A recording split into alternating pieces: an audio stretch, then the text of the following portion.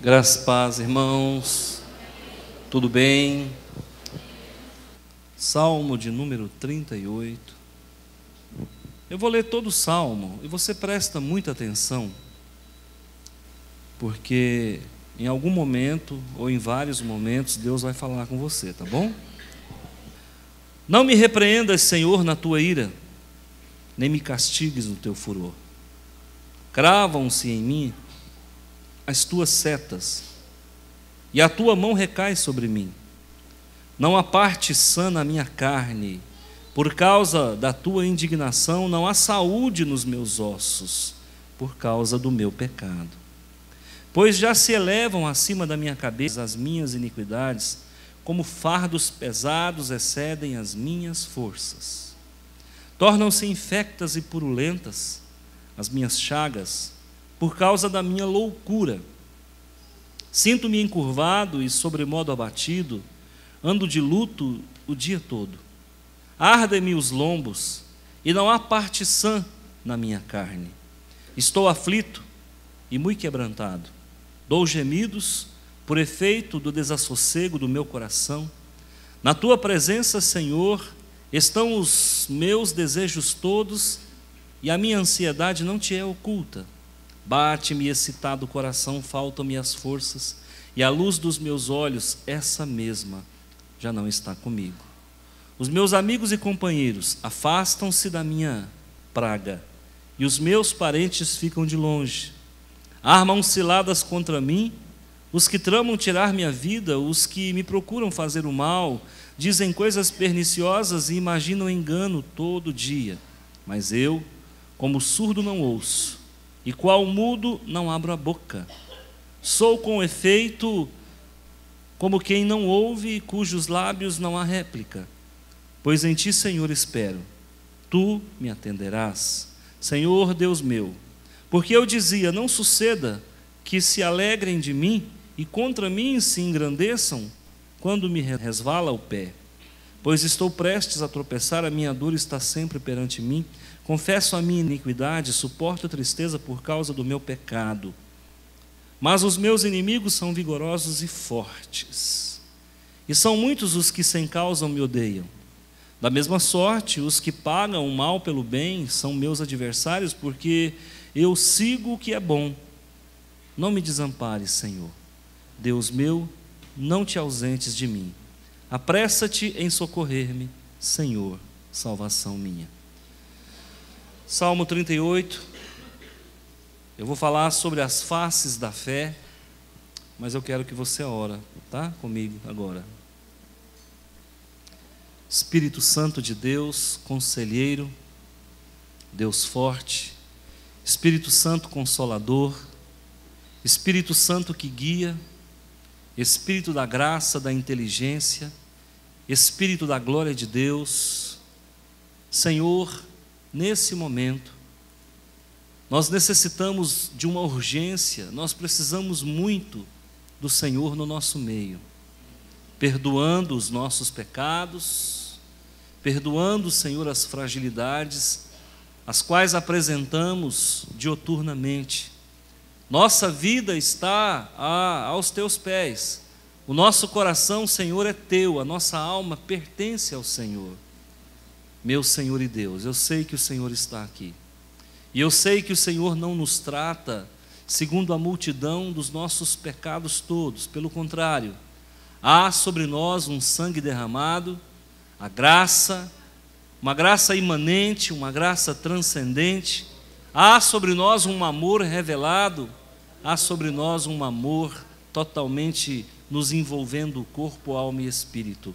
Obrigado, Senhor, a Igreja Batista Nacional Central está feliz nesta noite, porque estamos em festa, é um culto ao Deus vivo, ao qual servimos. São todos os nossos olhares e ouvidos voltados para o Senhor nessa noite. Então fala, em nome de Jesus eu peço, amém. As faces da fé. Eu não sabia que fé tinha face. Alguém pode dizer. A fé tem face, a fé tem cor, a fé tem identidade, a fé tem DNA, a fé tem tudo o que você pensar, porque a fé, a expressão é uma das expressões do amor de Deus em nossa vida. Quando você é formado no ventre materno, acredito eu que Deus deposita em nós, no momento da formação embrionária, eu acredito sinceramente que o Senhor deposita em algum lugar, eu não sei se em algum lugar dos nossos genes, eu não sei se em algum lugar do nosso cérebro, eu não sei em algum lugar da nossa alma, eu não sei exatamente dizer, mas Ele deposita uma semente, e essa semente vai nos acompanhar, e quando chegarmos à época da razão, que ela é muito relativa de um ser para outro, existem crianças que com 10 anos são muito maduras, e existem pessoas que com 15 não são. Então essa cronologia, nem sempre ela reflete uma maturidade, ela pode mascarar uma maturidade precoce, e ela pode também mascarar uma infância que se perpetua por alguns anos. Mas eu sei que Deus deposita essa sementinha, e você vai ter que regá-la, você vai ter que assisti-la, você vai ter que cuidar dela, levá-la em consideração, para que amanhã ou depois você não se torne um ateu, um agnóstico, um cético, para que você não se torne alguém avesso às coisas de Deus.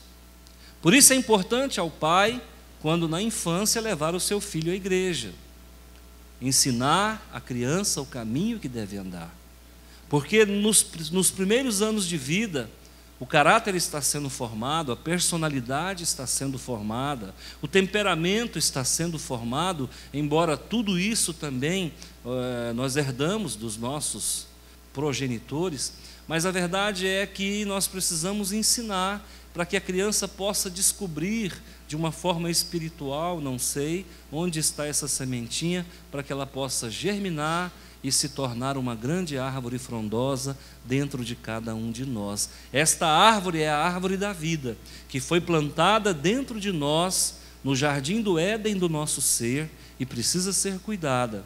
Por isso você vai encontrar homens de mais fé e homens de menos fé. Por isso que você vai ver que existem pessoas que não falam 10 palavras sem falar o nome de Deus, enquanto outras morrem dizendo que Deus não existe. Por quê?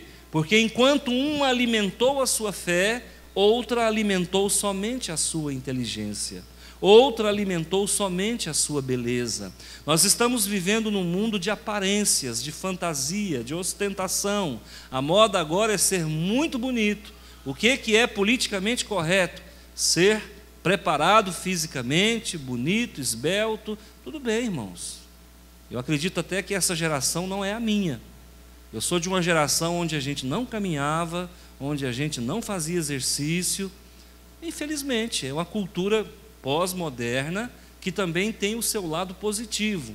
Mas muitas pessoas dão muita ênfase à beleza física em detrimento da fé, em detrimento daquilo que é metafísico, que é, às vezes, subjetivo para o mundo. E a nossa fé precisa ser cuidada. E a pergunta que eu faço para você é: você tem cuidado dessa sementinha que Deus plantou dentro de você, no seu coração, seja lá onde for? Você descobriu que ela existe? Você tem alimentado isso? Eu tenho assistido casos aqui na igreja, muito interessante, de esposas ou esposos que me procuram e dizem: pastor, o meu marido não queria vir para a igreja de jeito nenhum, não dava importância para as coisas de Deus. Ou o marido fala da mulher, se bem que a mulher é mais propensa às coisas de Deus, e agora meu marido não perde as pregações, a minha esposa, mas como ela melhorou? E aí, onde é que está a explicação? A sementinha que estava armazenada quando a pessoa começa a frequentar uma casa de Deus, essa sementinha começa a reluzir, ela começa a fosforescer, e aí a palavra vai, trabalhando, aumentando a umidade, aumentando a temperatura, fornecendo o sódio, potássio, e vai cálcio, ferro, magnésio, manganês, e vai oferecendo isso para aquela sementinha, e a sementinha rompe então a casca, nasce um folíolo, e ali nasce uma plantinha, e se torna uma grande árvore. Amém? Esse é o nosso papel. Eu sei que nem todos vão chegar aqui e vão explodir na fé, mas se nós conseguirmos isso, com 10, com 20, com 30, nós cumprimos o nosso papel. Qual é o teu papel? O teu papel é de falar do amor de Deus, falar de Jesus. Conta-se uma história que certa feita, João Wesley, quem conhece João Wesley? Acho que aqui na igreja é difícil alguém que não o conheça, porque eu sou um propagandista desse avivalista do século XVIII, que nasceu no ano de 1703, na Inglaterra, e que mudou a Europa, diga-se de passagem. Essa Inglaterra que você está vendo aí não tem nada a ver com a Inglaterra que sofreu, que passou, que viveu o avivamento da época moderna, que foi protagonizado por João Wesley. João Wesley, certa feita, estava em um local e um ladrão o abordou. Falou para ele assim: ou a carteira ou a vida. Ele entregou a carteira, naquele tempo já tinha assalto, né? Possivelmente era de estilingue, porque não tinha revólver ainda, né? Ele meteu a mão na carteira, deu a carteira para o ladrão, e aí o ladrão disse, ou a carteira ou a vida. Ele entregou a carteira e disse para o ladrão: por falar em vida, olha o que é uma pessoa que anda com Deus. Ele disse para o ladrão assim: por falar em vida, você já entregou sua vida para Jesus? Porque Jesus perdoa todos os nossos pecados, escreve o nosso nome no livro da vida e nós vamos morar com Deus. O ladrão com certeza foi embora, porque ele está ali para roubar, não é para entregar a vida para Jesus, é ou não é? O ladrão foi embora. Passado muitos anos, João Wesley pregava em toda a Inglaterra. E passado algum tempo, ele foi pregar numa igreja distante. Naquela época se viajava a cavalo. Igreja mais ou menos como essa, cheia. Pregou, Deus usou ele. Terminou um culto, veio um senhor já maduro. E, boa noite, boa noite. O senhor está lembrado de mim? Não, não estou lembrado do senhor. Pois é, eu sou aquele ladrão que te roubou. E o senhor lembra a frase que eu falei para o senhor? Ele falou: também não lembro. Eu lembro que realmente passei por um momento constrangedor, mas eu não me lembro o que foi. Eu falei para o senhor: ou a carteira ou a vida. E o senhor falou para mim que, por falar em vida, me entregou a carteira, se eu já tinha entregado a minha vida para Jesus. E eu não sei o que aconteceu, que eu fui para casa e aquela frase ficou repetindo na minha cabeça, ela não parava. Você já entregou sua vida para Jesus? Você já entregou sua vida para Jesus? Você já entregou sua vida para Jesus? Quando foi um dia, eu falei: não, eu vou ter que entregar minha vida para Jesus. Eu entreguei minha vida para Jesus e hoje eu sou um homem de Deus, deixei de roubar. Irmãos, até na hora do assalto, nós anunciamos Jesus, e aquela sementinha que foi plantada lá no coração do ladrãozinho, germinou. Nós estamos aqui diante de um salmo. O salmo, ele pode ser uma poesia, o salmo pode ser um conto, o salmo pode ser uma oração, o salmo pode ser um cântico. Olhando isso aqui, dá a impressão que em alguns momentos Davi está orando. Então suponhamos que seja uma oração. Quem prestou bastante atenção na leitura que foi feita, levante a mão, deixa eu ver. Ok, parabéns. Você percebeu que ele está falando não de fé, mas ele está falando de pecado. Onde abundou o pecado, superabundou a graça de Deus. Onde tem pecado, tem fé. Onde tem fé, tem graça. Onde tem graça, tem salvação. Todos nós sabemos que Davi era o segundo coração de Deus, mas o Davi cometeu algumas falhas gritantes, aliás, não dignas de um homem segundo o coração de Deus, e fez coisas horríveis que talvez eu e você, e com a graça de Deus, você e eu, nós nunca vamos fazer. Ele matou, ele adulterou, ele tramou, ele arquitetou. Então foi um homem que fez muitas coisas erradas. Ele recenseou o seu povo sem autorização de Deus, ele matou muita gente. Alguns crimes de Davi, se você observar, você vai ver até que é desnecessário. Ele matava às vezes por capricho. Há quem diga que Davi era um sanguinário, e por conta disso ele nem pôde construir o templo, teve que passar a batuta, o cajado, para o seu filho Salomão, e foi Salomão que construiu o primeiro templo de Jerusalém. Mas Davi está fazendo um relato descritivo do seu sofrimento. Aqui ele está pormenorizando cada dor, cada lamento, cada gemido. Você sabe por quê? Porque ele era homem, segundo o coração de Deus, a ponto de não esconder o seu pecado. E eu quero te fazer um convite nessa noite: não esconda o seu pecado. Atrás das imagens há um ensinamento de que os demônios, as entidades se escondem.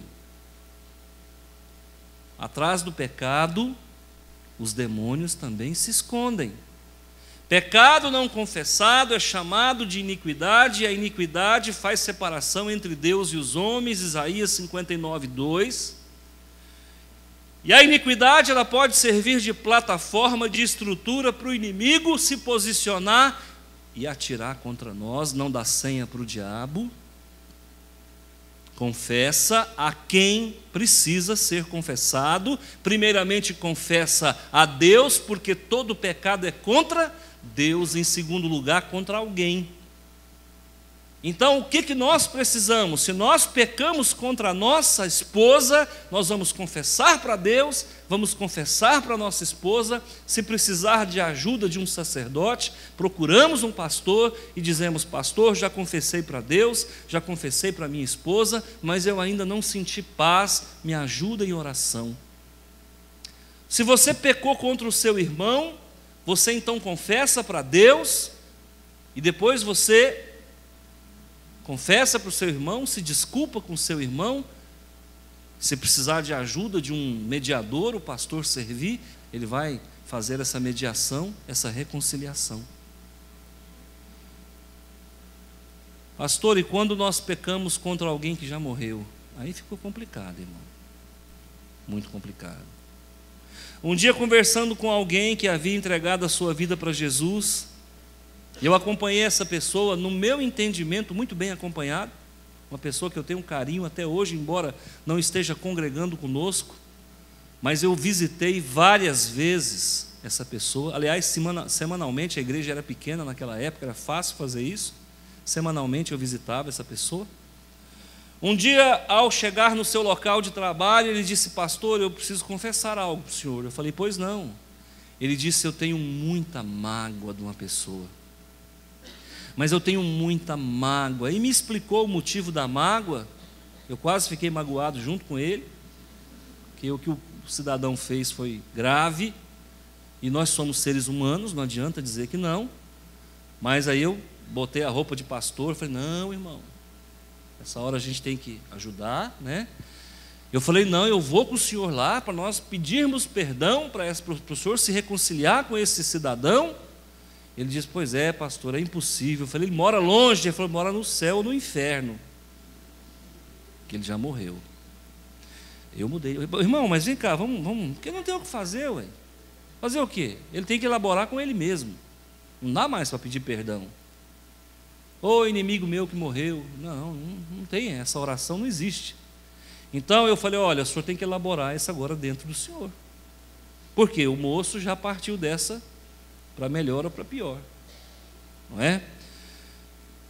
O pecado, irmãos, é importante que nós saibamos que ele é tão velho quanto o homem. Para ser mais exato, ele é mais velho do que o homem. A Bíblia fala que o homem existe há 6.000 anos, aproximadamente. A ciência fala que o homem, a espécie humana, Homo sapiens, existe há 90.000 anos. Então há uma diferença muito grande da datação científica com a datação das páginas da Bíblia. Nós não vamos entrar nessa discussão, mesmo porque a ciência vai perder, né? Nós vamos ficar com a palavra de Deus, tudo bem? Então o homem tem 6.000 anos. O pecado nasceu então há 6.000? Não foi. O pecado nem na terra, nem terráqueo ele não é. O pecado ele é alienígena. O pecado é uma obra de um ET, de outro mundo, que não tinha para onde ir, veio para o planeta Terra, e quando Adão foi criado e colocado no jardim do Éden, ele resolveu habitar no jardim do Éden também. Então o pecado é mais velho do que o homem, por isso que nós não conseguimos com força humana, natureza humana, vencer o pecado, porque a estrutura do pecado ela é superior à gnose humana, ao conhecimento humano. Então quando isso entrou na raça humana, também entrou na genética do homem, e tudo aquilo que é sexualmente transmissível passa de geração para geração e se perpetua. Então todos pecaram, destituídos estão da glória de Deus, e a Bíblia diz que o salário do pecado é a morte. Por um só homem entrou o pecado no mundo, portanto todos pecaram. E aquele que diz que não peca se faz mentiroso diante do Senhor. O que aconteceu com esse moço aqui? Ele está confessando as consequências de um pecado. Esse homem está gemendo, ele está sofrendo, ele está agonizando, ele está na UTI, na antessala da felicidade, e ele não consegue ter gozo, ter vontade de viver, porque, queridos, pasmem, o pecado faz todo mundo sofrer, mas quando é um filho de Deus que peca, ele dói na alma. O pecado faz todo mundo sofrer, mas quando é um filho de Deus que peca, irmãos, ele deixa consequências desastrosas. A Bíblia diz que Deus açoita a quem Ele ama, e tudo aquilo que você fizer de pecado se volta contra você. Coisas que você fala, mas eu não sabia que ia dar esse BO todo. Deu BO, deu BA, deu BE, dá todos os beabás da vida, porque o pecado ele traz consequências emocionais, físicas, financeiras e espirituais. Ele consegue mexer com toda a estrutura, com toda a antropologia do homem. E eu quero destacar algumas faces da fé, porque onde tem pecado, precisa existir fé para consertar. Vai comigo no versículo 6. Olha a condição que o pecado coloca o homem, o que ele faz com o homem. Sinto-me, o que, igreja? Encurvado. Sabe o que é encurvado? É isso aqui, irmãos. Você se lembra da mulher lá dos evangelhos que andava encurvada?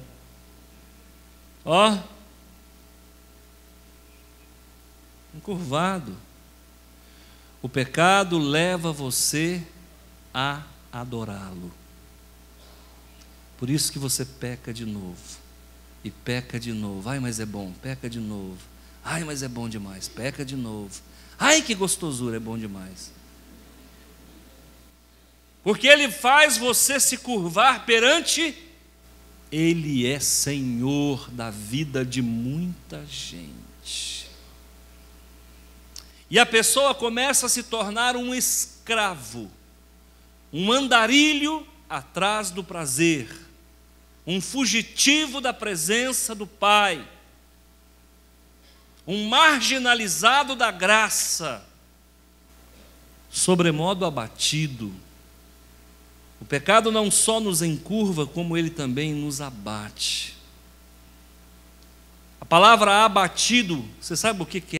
Onde que vem a expressão abatido? É de derrubado. Faz cara de abatido aí. Essa cara de abatido que você faz, ela não reflete o verdadeiro significado da palavra. Abatido significa derrubado. O passarinho está voando, você dá um tiro de espingarda nele, ele cai. Aquilo verdadeiramente é um abatimento. O que o inimigo quer com você? Ele não quer apenas te fazer encurvado, ele quer te fazer deitar na lona. Ele não tem para você uma curvatura meia sola, ele tem para você um nocaute nos primeiros rounds da tua vida. Tem gente achando que o diabo brinca de ser diabo, não se engane, ele atira na cabeça.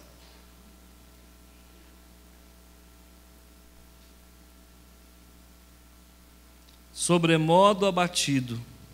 Então ele quer encurvar você, o pecado ele quer colocar você curvado, ele quer mais um pouco, ele quer abater você, jogar você no chão e fazer você andar de luto todo dia. O salário do pecado é a morte, e a morte gera luto. Quem entendeu diz amém. Está entendendo com o que nós estamos lidando? Nós estamos lidando com a força mais terrível deste mundo. O diabo conseguiu produzir um filho mais poderoso do que ele. O salário do pecado não é o diabo. Peque e você ganha um diabo e leva para casa. Não. Você peca e morre.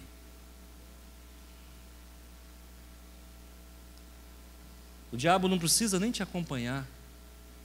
O fruto, as consequências, a amplitude do efeito do que você fez produz um efeito de curvatura, de abatimento e de luto todo o dia. Se você pecar hoje, que dia? Dia 14, e não confessá-lo esse ano, você está de luto todo dia até o final do ano. Aí chega no final do ano, você falando que vem, eu não vou pecar, eu não vou fazer nada de errado, eu vou mudar minha vida. O capetinha fala, deixa virar o ano que eu pego de novo. E te joga no chão mais um ano. Ele te larga na lona e vai derrubar outro, porque ele sabe que você guarda pecado, que você não confessa, que você não abre a caixa preta. Então ele fala assim, é uma estilingada só, e pode deixar que ele mesmo se enterra. A palavra sepultar é verbo. Quem é professor aí? É verbo, Neurazi? Eu me sepulto, tu te sepultas, ele te sepulta, nós nos sepultamos, eles vos sepultais e nós nos sepultaremos. Funciona mais ou menos assim. Pastor, o que o senhor quer dizer com o versículo 6? Uma das faces da fé é levar você a descrever tudo o que está acontecendo. A fé, ela é uma ressonância magnética, ela é um aparelho de tomografia computadorizada, ela é um aparelho endoscópico, ela é um aparelho de raio-x.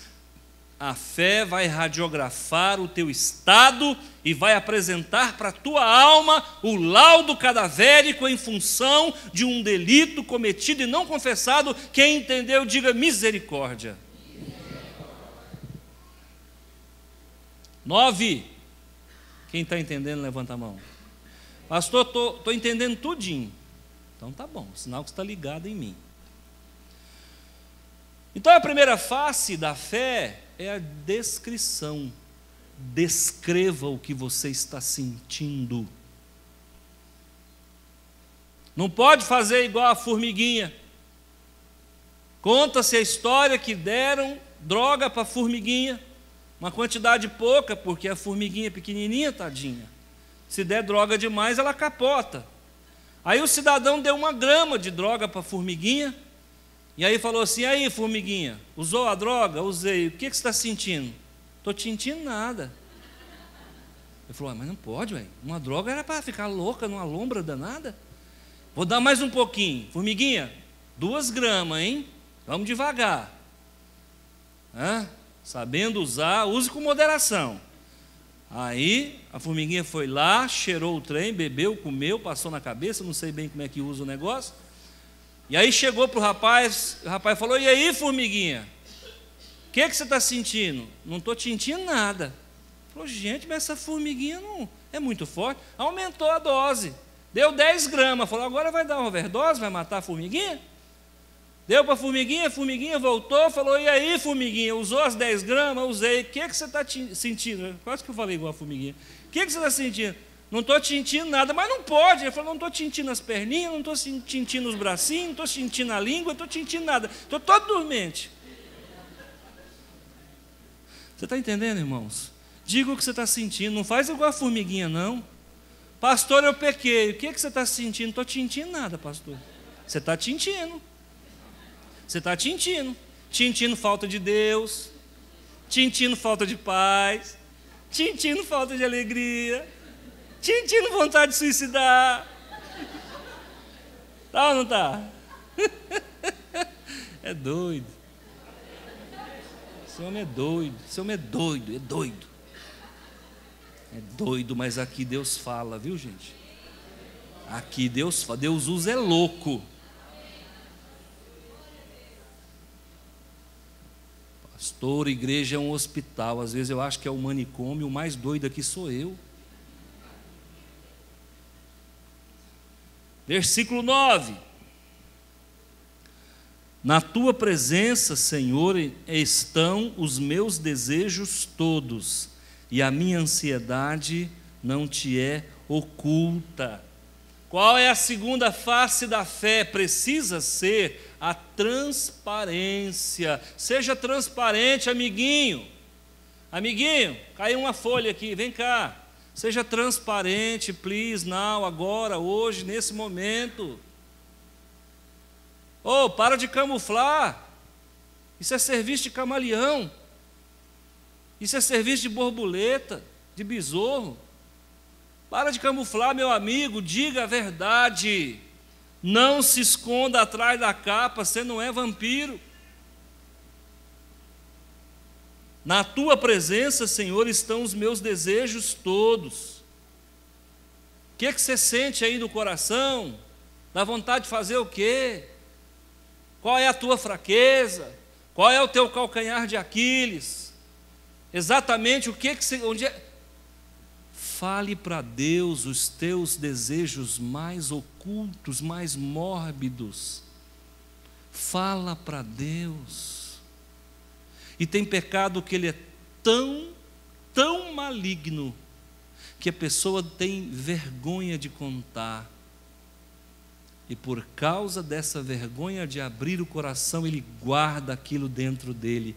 E é tudo que o maligno quer que a pessoa faça, que ela não peça ajuda. Confessai os vossos pecados uns aos outros para serdes curados. Tiago 5, 16, 17.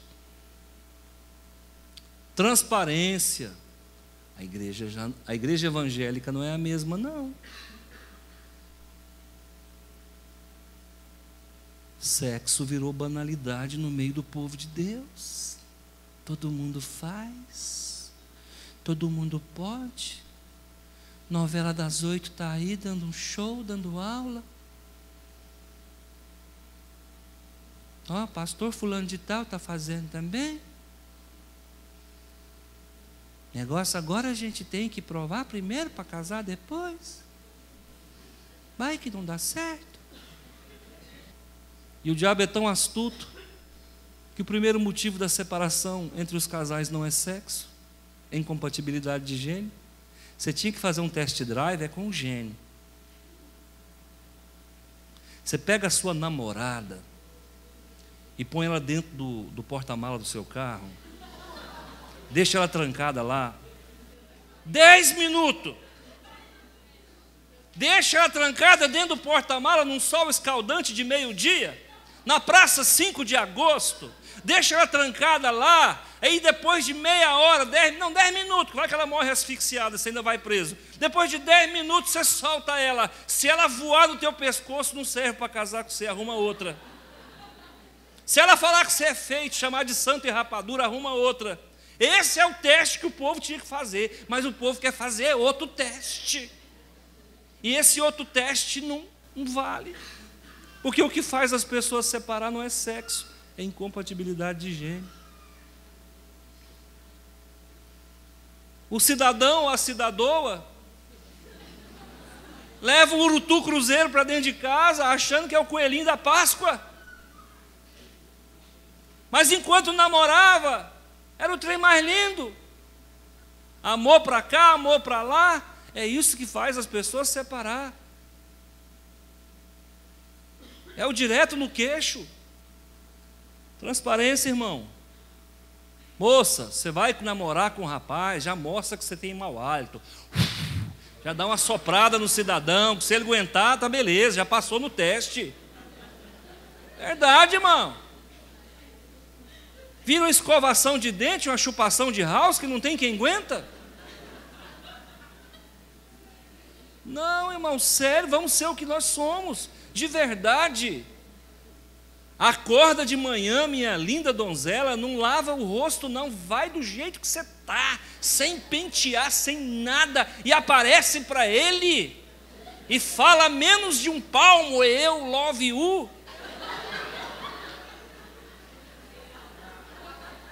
Se ele não cair e ele não for embora, pode casar, é o homem certo. Porque se ele aguentar um bafo de 7 horas da manhã, em pé, é o homem de casar. Esse é o test drive que nós temos que fazer com a nossa parceira, com a nossa futura esposa. Não, meu povo quer fazer outro teste, então vai me desculpar. Na verdade, quer pecar. Transparência. Na tua presença, Senhor, estão todos os meus desejos. E passa uns desejinhos danados na cabeça da gente. Passa uns desejinhos loucos. A minha ansiedade não te é oculta. Sabe qual que é o problema do século? O problema do século, irmãos, é exatamente ansiedade. Sabe por que a pessoa casa com a pessoa errada? Ansiedade. Não sabe esperar. Sabe por que a pessoa queima a boca? Porque o café é quente e ele não assopra. Sabe por que a pessoa se endivida e às vezes paga juro mais caro? Porque quer comprar e tirar a mercadoria na hora. Nós somos assim. E a gente paga mais caro por isso. Sabe por que você não compra o carro do seu sonho? Porque não dá tempo de esperar. E você acaba comprando outro que você não quer, porque... Irmãos, isso já aconteceu na minha vida e acontece. O primeiro carro zero, o meu sonho era comprar um carro zero. Que esse negócio de carro zero é de uns 15 anos para cá. Que a gente era igual em Cuba, tinha um carro de 50 anos e a gente amava ele demais da conta. E eu fui comprar um carro de uma marca que eu não vou falar o nome. Chegando lá, irmãos, eu fiquei tão feliz de saber que eu dava conta de comprar um carro e pagar em 60 parcelas que eu fui à loucura. E a moça falou assim, que carro que o senhor quer? Eu falei o modelo do carro, eu quero o carro tal. Ela falou, eu tenho. Eu falei, tá bom, então vamos lá. Olhamos o carro, várias cores. Eu falei, ótimo, eu quero esse aqui. Ela falou, não, esse está vendido. Eu falei, e esse aqui? Também está vendido. Aí sobrou um laranja cor de ferrugem. Ferruginoso. Eu falei, e esse aqui? Ela falou, esse aqui dá para vender para o senhor. Ninguém quis, velho. Sobrou. A ansiedade não deixou. Ela falou assim, mas se você quiser o branco, com 15 dias eu te entrego. E a ansiedade, irmão? Doidinho para levar o carro. Eu não aguentava esperar 15 dias. E eu falei, e eu na minha cabeça, na hora que eu estiver saindo com esse carro, vai estar todo mundo olhando. Na hora que eu botar esse carro na porta da concessionária, vai ter todo mundo olhando. E eu vou abrir os vidros dos dois lados, que naquele tempo era de manivela. E eu vou abrir os vidros e vou ficar lá. E eu pensando nesse momento, eu comecei a ter um momento de êxtase com essa situação. E eu criei um universo paralelo e eu comecei a me alimentar daquilo. E aquele negócio foi me enchendo. E eu falei, gente, é tudo que eu quero. No dia seguinte, ela marcou a entrega do carro, do Ferrugem. E eu achando o Ferrugem a coisa mais linda do mundo. Vontade de dormir abraçado com ele, de deitar no capô. Oh, carro lindo, gente. Outro dia entrei dentro do carro. Eu falei, tem gasolina? Ela falou, dá para chegar no próximo posto. Não tem problema, irmão. Naquela hora não tem problema. Você é rico, você é milionário, você é tudo.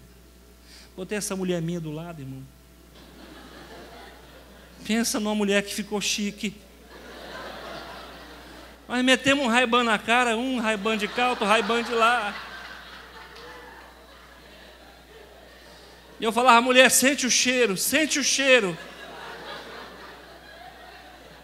Eu estava tão feliz que se me entregasse só o cheiro, eu deixava o carro. Olha, era uma lombra doida aquele cheiro, e eu comecei a entrar em alfa, em ômega, aquele cheiro, e eu sentei, e a mulher foi me explicar como é que o carro, eu falei, dona, tá bom, já deu. Quando ela terminou, irmão, fiz do jeitinho que eu tinha planejado, a tal da ansiedade, abri os vidros tudo, e saí com o carro, acelerando bem devagarzinho, e olhando para os lados, para ver se o povo estava vendo. Foi bom demais, irmão. Irmão, 6 meses depois eu não aguentava olhar para o Ferrugem. Ele era feio demais, irmão. Falei, gente, esse Ferrugem é feio, é feio. É uma cor que você não define. De noite ele é vinho. Se estiver no sol, ele é laranja. Se estiver na sombra, é encardido. Eu não sei o que é aquilo. Quando foi na época de vender para trocar, tentei vender 1 mês, botei placa de vendes, ninguém ligava. Eu falava, o mercado tá recolhido, está retraído. Ninguém está querendo comprar carro mais. Aí quando foi um dia, um garageiro me ligou. Falou, é verdade que tu está vendendo um carro assim, assim? Eu falei, é. Ele falou assim, que cor que ele é? Olha, gente, tanta pergunta que esse homem podia fazer. Ele me pergunta justamente o que eu não podia responder. Eu falei, laranja Vitória. Ele falou, Ferrugem? Você está doido? Não, isso é cor de ferrugem, eu conheço essa cor aí. Você não vai vender isso não, meu amigo, isso é casamento. Falei, infeliz, marreteiro. Cheguei na concessionária, falei, ó, vocês vão ter que comprar isso aí. Ninguém quer não. Não, a gente compra. Compra, matando. Matando. 1.500 a menos por causa da cor. Vai, ansioso. E casamento é do mesmo jeito. Deus tem um negócio ali, um Alfa Romeo, uma BMW, mas você quer o Ferrugem, você está com pressa. Ah, eu não aguento esperar, vai Ferrugem mesmo. E a diferença do casamento para o meu carro é que o meu carro eu consegui sair dele. E o Ferrugem você vai morar com ele a vida inteira. E na eternidade vocês vão morar porta a porta. Ainda bem que até a morte o separa, depois da morte está separado, filho. Cuidado com a ansiedade, irmão, seja transparente, cuidado aí com os desejos. Tem muita gente comprando gato por lebre, não porque não saiba que o gato não é lebre, é porque não dá tempo de esperar a lebre e vai gato mesmo. Você está entendendo o que eu estou falando? Psicólogo nunca ganhou tanto dinheiro e pastor nunca sofreu tanto. Psicólogo está rico às custas de ansiedade. O povo, irmãos, está desse jeito, não espera mais nada. Tem que ser para ontem. Versículo 13, outra face da fé. Mas eu, como surdo, não ouço, e qual mudo não abro a boca. Sou com efeito como quem não ouve, e em cujos lábios não há réplica. Sabe o que o pecado faz com você? Ele torna você surdo, ele torna você mudo, ele torna você, irmãos, sem condições de agir, a sua boca não abre. Sabe por que o diabo quer fazer você calar? Fazer você pecar? Ele quer calar a sua boca. Olha, eu penso que o diabo gosta de brincar de tiro ao alvo. Nós somos os pombinhos que passam na prateleira e ele é o atirador, o franco atirador. Quando ele descobre que alguém tem chamado para pastor e alguém tem chamado para missionário, irmãos, ele prepara a espingarda dele com 200 tiros. Sabe para quê? Para matar no ninho. A melhor coisa do mundo é matar passarinho no ninho. Não deixar voar, porque depois que voa é difícil pegar. Quando eu decidi, porque eu tenho chamado pastoral desde o começo da minha fé, eu nunca achei um pastor que investisse em mim. Eu estou falando aqui, se me apertar eu digo o nome, vocês me conhecem. Porque uma das coisas que pastor mais tem medo é levantar outro pastor.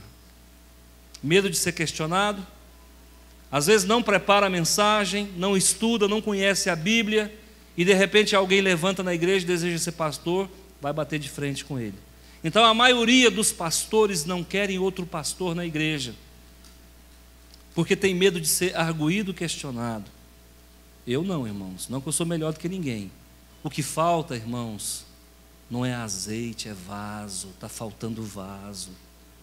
E a gente fica cerceando as pessoas, não deixando elas desenvolverem o seu chamado. Quando o maligno descobre que alguém tem chamado, ele tenta colocar no pastor um sentimento qualquer, para não deixar que a pessoa desponte, ou ele vai na própria pessoa, tenta envolver a pessoa num pecado horrendo, que o cale a boca e ele não possa mais abrir. Sabe como é que se mata uma missionária? Sabe como é que se mata uma missionária? Ah, pastor, eu tenho chamado um missionário. Toma cuidado, que se você não tomar cuidado, você vai arrumar um filho antes da hora, o inimigo calou a sua boca. Quem é que vai querer ouvir uma missionária que tem um filho sem pai? Porque nós somos vidraça. Nós somos referencial. De repente o outro pode até errar, o líder não pode errar. E eu sei de muitas jovens que poderiam estar trabalhando na frente de um trabalho da igreja, poderiam estar trabalhando lá não sei aonde, na África, em qualquer lugar na Europa, não está, sabe por quê? Porque o inimigo matou no ninho, mata no ninho.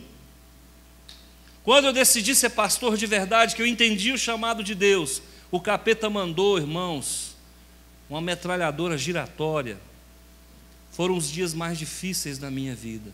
No ano de 1999 até o ano de 2002, eu conversava isso com o irmão Cláudio, foi os anos mais difíceis da minha vida, porque no ano de 2003, no dia 5 de janeiro, eu estava matriculado num curso de teologia, e de lá para cá, graças a Deus, nunca mais parei.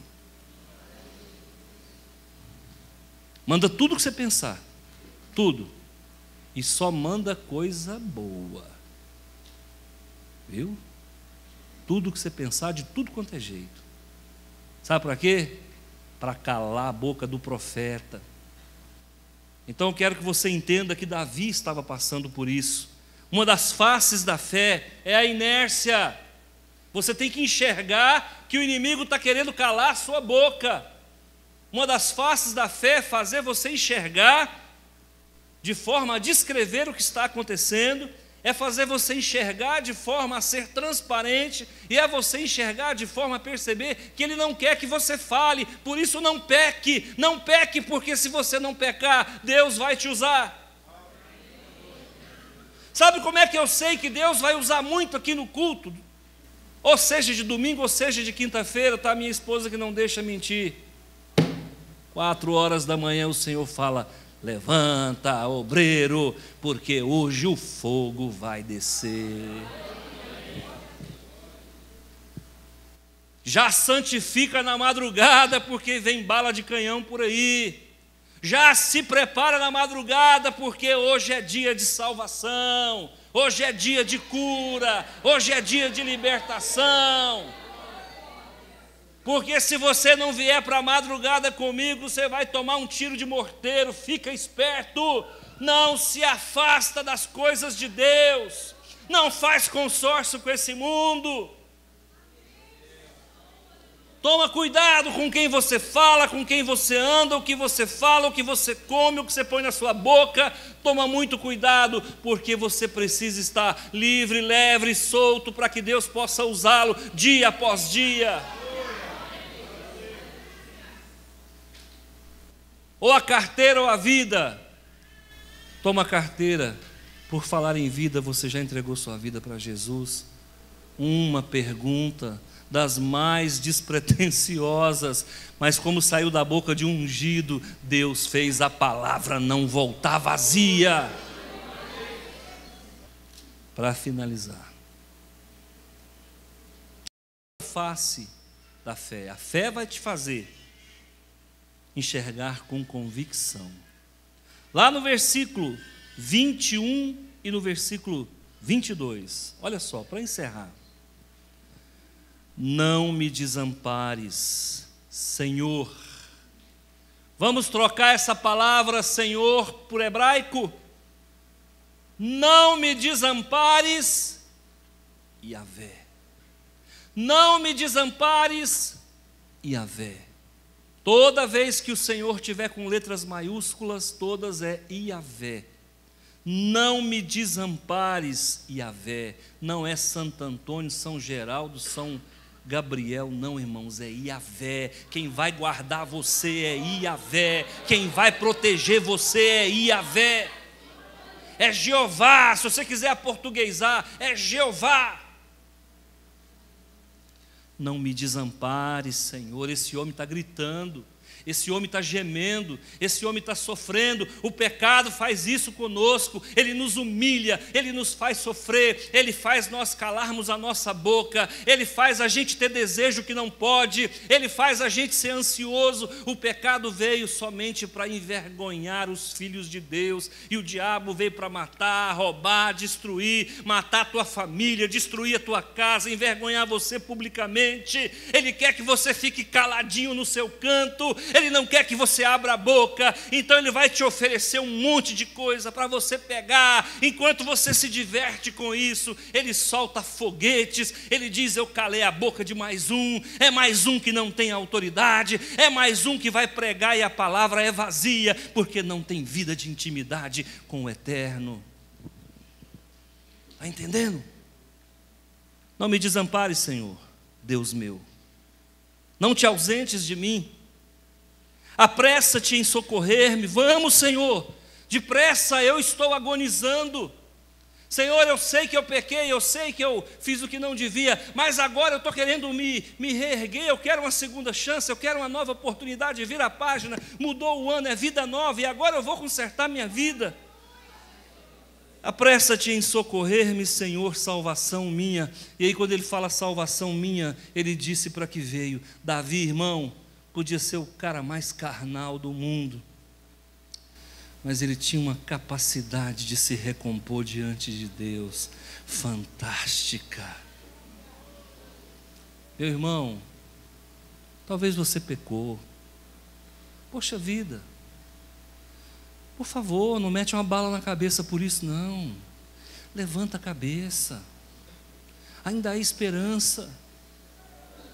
Sabe, talvez você tenha, pendido para aquilo que não é sagrado, você está vivendo uma verdadeira ciranda de sofrimento, mas deixa eu falar uma coisa para você, nós estamos juntos nessa jornada, e aqui não tem ninguém melhor do que ninguém não, sabe, juntos nós vamos mais longe, pega na nossa mão.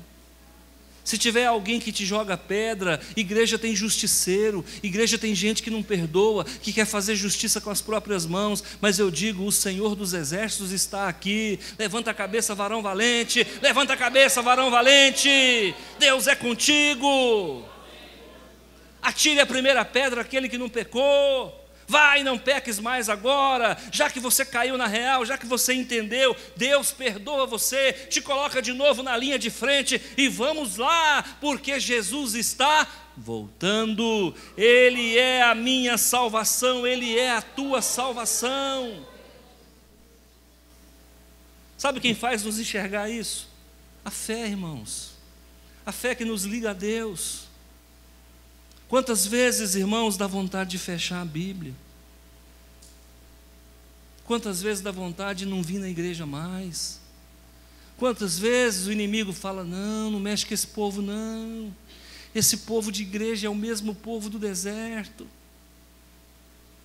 Esse povo é um povo que não agrada com nada, tudo que você faz não se envolve com esse povo não. Não se envolve com ovelha não, ovelha é muito complicada, pega carrapicho com muita facilidade. Queridos, como que nós vamos fazer se o chamado que nós temos não fomos nós que geramos em nós, foi Deus que nos deu? E isso é tão forte que isso grita na nossa vida. Irmãos, eu vou falar, tem muito pastor nesse Brasil, mas tem pouco profeta, porque o profeta é o único que tem coragem de botar o dedo na sua cara. O profeta é o único que tem coragem de te cobrar um posicionamento. Sabe, muitos pastores querem a sua lã, muitos pastores querem a sua gordura, muitos pastores, irmãos, mas eu digo para você diante do Senhor, Deus me constituiu pastor, mas eu sou professor de carreira, eu sei ministrar uma aula como ninguém. Então deixa eu dizer uma coisa para você, nós estamos aqui para uma grande obra. E antes de Deus usar você numa grande obra, Ele precisa fazer uma grande obra na tua vida. Deus não vai fazer obra através de você se Ele não fizer em você. Porque ninguém faz a obra de Deus sem Deus ou contra Deus. Nós só vamos conseguir fazer a obra com Ele, que é o arquiteto dessa obra. Isso aqui, irmãos, é um grande canteiro de obras. A Igreja Batista é um grande canteiro de obras. E o engenheiro está aqui, e o engenheiro é Jesus. Ele está com a prancheta na mão. É Ele que vai dizer, faz isso. É Ele que vai dizer, levanta essa viga. É Ele que vai dizer, terra plana melhor. É Ele que vai dizer, você vai ali, você vai acolá. E quem somos nós na ordem do dia? Instrumento, eu sou o mestre de obra, o engenheiro é Ele. E o Pai está no céu dando recurso para nós. Se você veio para cá, venha sabendo que você não é melhor do que ninguém e nem pior do que ninguém. Viu? Nós somos um povo diferente. Como Davi, podemos até errar, mas a gente se recompõe diante do Senhor. Não mostre a tua fraqueza para ninguém. Não deixe as pessoas verem o teu ponto fraco. Já basta o inimigo que conhece detalhes. Tenha nos lábios palavra de vida eterna. Amém?